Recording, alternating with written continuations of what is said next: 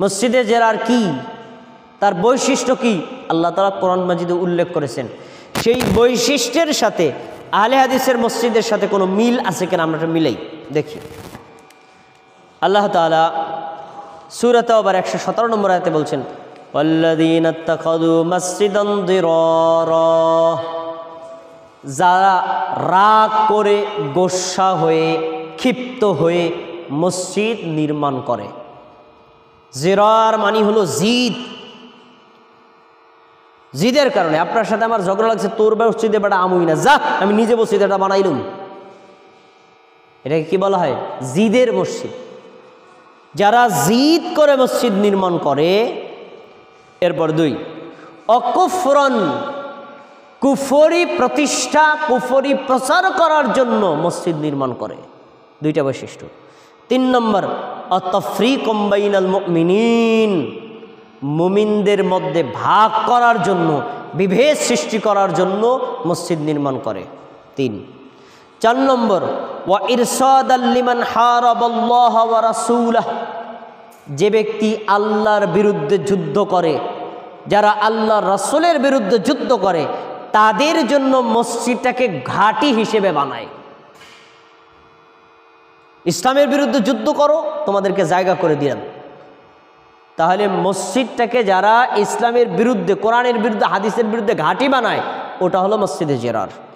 তারপরে বলছেন, ওয়ালা ইয়াহলিফুন্না ইন আরাদনা ইল্লাল হুসনা, তারা শপথ করে বলে, মুনাফিকদের কথা আল্লাহ বলছেন, মুনাফিকরা শপথ করে বলে, আল্লাহর কসম আমরা মসজিদ ভালো উদ্দেশ্যে বানাইছি। তারপরে আল্লাহু ইয়াশহাদু ইন্নাহুম লাকাযিবুন, নিশ্চয়ই আল্লাহ সাক্ষ্য দিচ্ছেন ওরা মিথ্যা কথা বলছে, মানে মুনাফিকরা। আচ্ছা, এবার আমরা একটু মিলাই। মসজিদে জিরারের বৈশিষ্ট্য 1, জিদের মাসে মসজিদ নির্মাণ করে। আহলে হাদিসরা কি জিদের মাসে মসজিদ নির্মাণ করে? মিথ্যা কথা। উত্তর, আহলে হাদিসরা এক আল্লাহর সন্তুষ্টির জন্য মসজিদ নির্মাণ করে, জিদের বসে না। 2, কুফরি প্রতিষ্ঠা করা। আহলে হাদিসরা কি কুফরি প্রতিষ্ঠা করার জন্য মসজিদ নির্মাণ করে? নাউযু বিল্লাহি মিন যালিক, কখনোই নয়।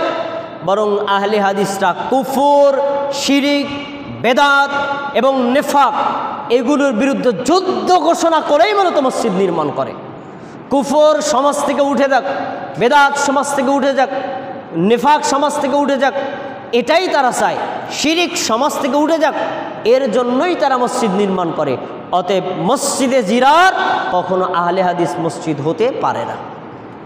তারপরে মুসলমানদের মধ্যে বিভেদ তৈরি করা, মুসলমানদের জন্য বিভেদ তৈরি করার জন্য আহলে হাদিসে মসজিদ নির্মাণ করে, একদম মিথ্যা কথা, কখনোই নয়। যেই সমাজে মসজিদ রাসূল সাল্লাল্লাহু আলাইহি ওয়াসাল্লামের সুন্নাতগুলো, সাহাবীদের সুন্নাতগুলো জবাই করে ফেলা হয়েছে, সুন্নাতগুলো নিজেরা পালন করে না, অন্য কাউকে করতে দেয় না, যারা করে তাদেরকে বাধার সৃষ্টি করে, তখন এই সুন্নাত প্রিয় মানুষগুলো সুন্নাত পালন করার লক্ষ্যে তারা এই মসজিদ নির্মাণ করে। অতএব তারা মুসলমানদের মধ্যে বিভেদ করার জন্য করে, এটা মিথ্যা কথা। এরপরে আল্লাহ এবং তার রাসূলের বিরুদ্ধে ঘাঁটি তৈরি করা। আহলে হাদিসের মসজিদগুলো কি আল্লাহ এবং আল্লাহ রাসূলের বিরুদ্ধে ঘাঁটি তৈরি করা হয়েছে? কখনোই না। বরং আহলে হাদিসের মসজিদের প্রতিটি খুতবা আল্লাহর কথার কোরআন দিয়ে শুরু হয়, প্রতিটি খুতবা রাসূল সাল্লাল্লাহু আলাইহি ওয়াসাল্লামের হাদিস দিয়ে শুরু এবং শেষ হয়। আল্লাহ এবং আল্লাহ রাসূলের কথা বলা, মানা, প্রচার করা।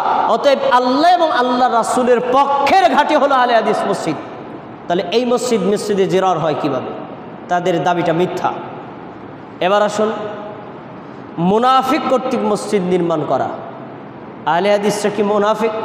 নেবার কখনোই নয়।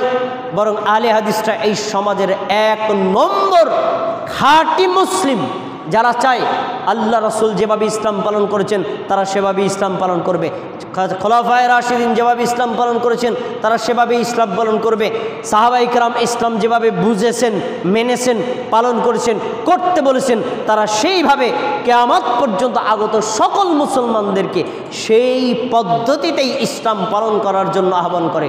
তাহলে তারা কিভাবে মসজিদে জিরার বানালো?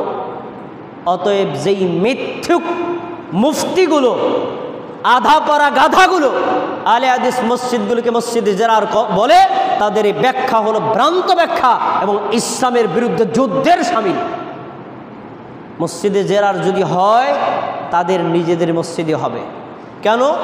তারা মসজিদ নির্মাণ করছে বা যে আমাদের সমাজে যেভাবে আমল চলে সেভাবেই করতে হবে, তার বিরুদ্ধে কেউ করতে পারবে না। যদি করে তাহলে মসজিদ থেকে বের করে দেয়। মসজিদে জেরার হলে তাদের মসজিদ হবে, আহলে হাদিস মসজিদ নয়।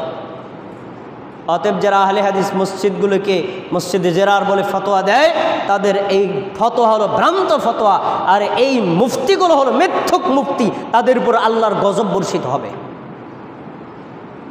প্রিয় ভাইয়েরা, এবার আমি একটু ভিন্নভাবে আপনার সামনে কিছু কথা বলতে চাই।